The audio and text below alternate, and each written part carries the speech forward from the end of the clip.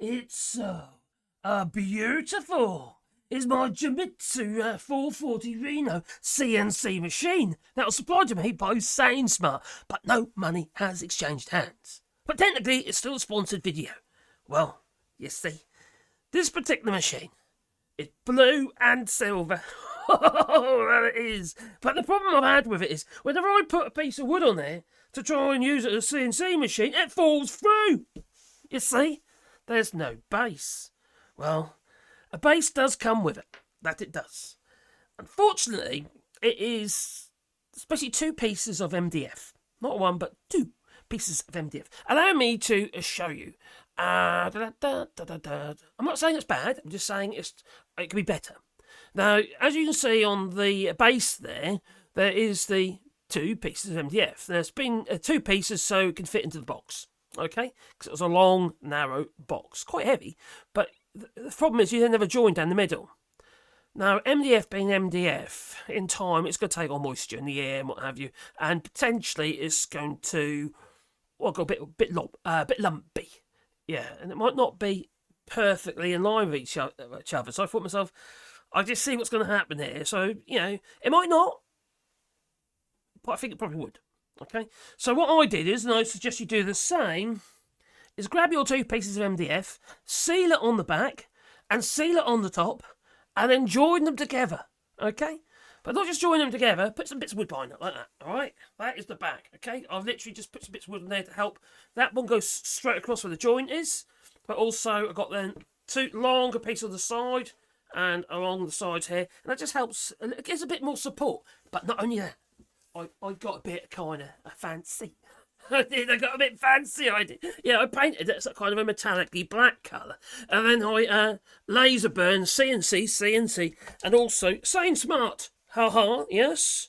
Power to the makers, and my logo, Wallybois. And then over here I've got the Genmitsu 440 Reno. So I thought, okay, that looks a bit more fancy. Now, you see, I'm going to be using this with spoiler boards anyway, so if I shouldn't damage it, with a bit of luck, with the actual CNC machine, then that is kind of my plan, not to damage it, right? So what I'll have on here is what we call a spoiler board, so that'll be the bit that might get cut into. And then I'll probably use hot melt glues or siren acrylates and activators and double-sided tape and stuff like that to hold the pieces into place. Because most of the time I'm going to be doing relatively small pieces. I'm not necessarily going to be using the clamping system. I'm more likely to have a sacrificial bit of wood, and then I'll just whack a screw in it. Yeah, and a bit of wood. That's just quick, it's easy, and there's no faff. All right, and then I'm not likely to damage this board. So I'll put you on the overhead camera so you see for yourself, and don't forget to boot the old like button. It's very important. That it is. So, as you can see, this is my fancy top. That it is. All right, so it looks a bit nicer, doesn't it? I think it does. It looks a bit more professional. Now, it is a sort of a entry-level machine, but I have to admit it's quite nice. The thing I would say is, even though I've joined these together completely flush, one board is slightly swollen to the other one, if you know what I mean. So hopefully that won't cause any problems. It's just slightly higher on this side. That's the thing with MDF, you see, it swells. It's just like layers and layers, medium density fibreboard, like loads of layers of paper just stuck together effectively. Well, obviously big machine and stuff, and it's like done powders and dust. But it's a good material. It's usually fairly sound, providing you have something underneath to support it. So that's why I've done that. Otherwise, you've got potentially two pieces here that could move a little bit between themselves. Probably don't make any difference, but I don't like that sort of thing. So I'm sorry, saying smart. I did it. Okay. I call it pimped. I pimped it. All right, so we've got these little bolts. I'm just hoping they're going to line up, because that would be embarrassing, wouldn't it? All right, now I've got one in there. I'm not going to tighten them up. Just going to put them in a little way. Do you know what? If I had a battery drill there, that'd be so much quicker, wouldn't it? Because this is going to take forever. Oh, crikey. This is the actual Allen key that comes with the machine. So we're going to attach the actual top. We've got these clamp things as well. I'm not sure how they go in yet, so they need to be installed if I'm going to use them. I probably will use them for holding down the sacrificial, the spoiler board. If I'm doing bigger pieces, well then I might use the clamps to hold it down without the spoiler board. You know, depends what I'm doing. If I'm doing cutting, you need a spoiler board, don't you? Otherwise, you're going to be cutting into your top. So I don't really want to be doing that. I don't think I'm going to be doing a lot of cutting with this. I've recently been doing some cutting with my laser, which has been proving that been quite good.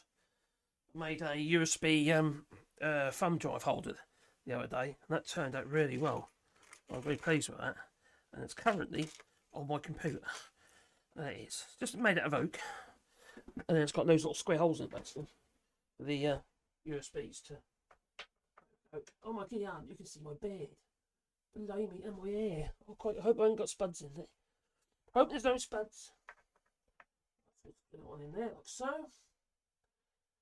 Right. Well, they're all lined. That's all lined up.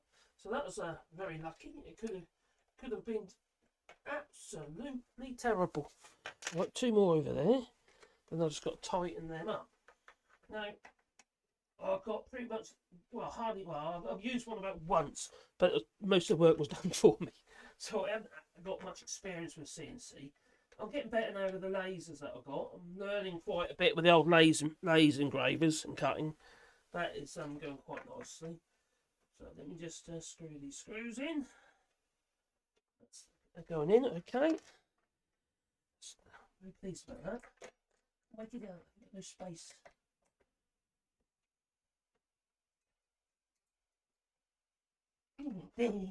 Oh, dearie me, hope you can hear me, because I keep going alongside the microphone.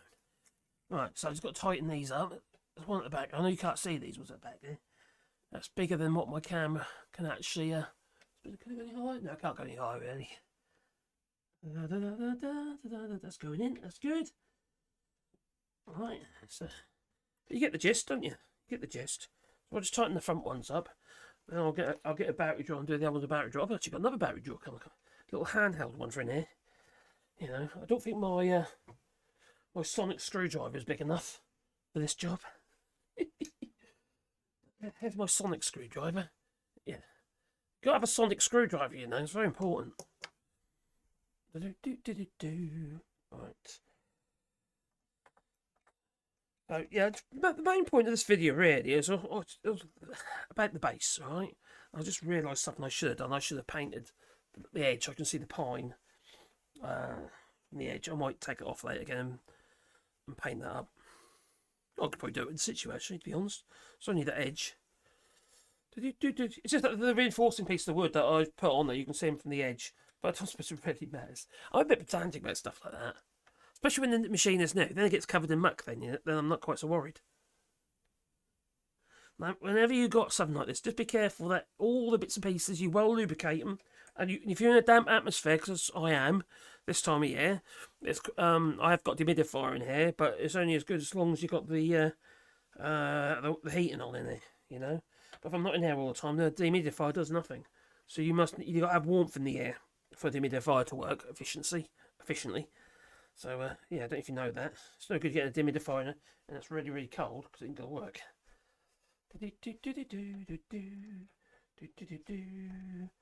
So there you go, it's looking good. So what do you think my little logo is? That's my logo for my woodworking business, Wallybois Woodworking. And that's the Sane Smart logo there. I don't know if you can see it very well, but that's there. Then they've got the Genmitsu 440 Reno I put on there. Remind me, just in case I'm going a bit senile. And C.